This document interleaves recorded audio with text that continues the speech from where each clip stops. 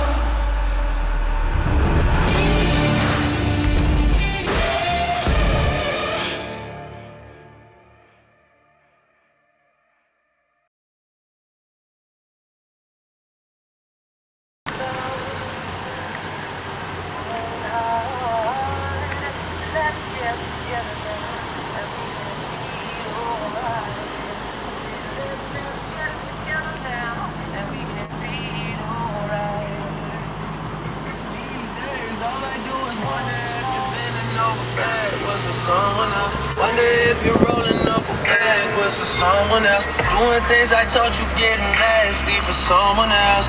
You don't need no one else. You don't need no.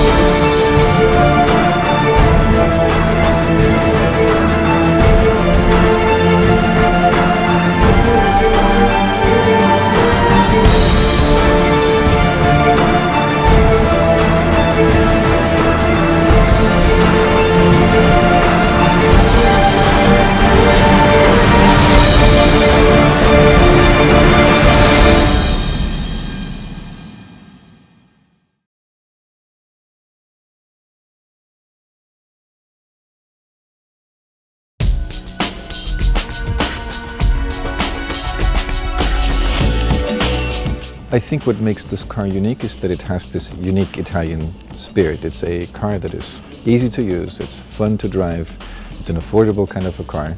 We're in this tradition of an Italian car that is meant to be, part of your life and part of a beautiful lifestyle.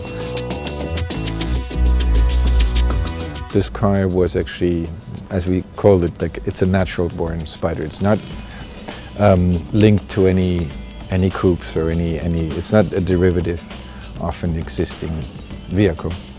So it's this unique car with beautiful proportions. It has a long front hood, it has white tracks, it has a beautiful dash to axle ratio, a tight cabin and a short rear deck.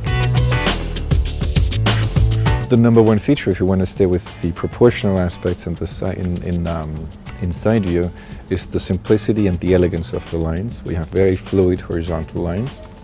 And there's a single styling feature actually on the body side. There's a line that starts on the front fender, kicks up ever so slightly over the door handle and nicely flows back into the rear end.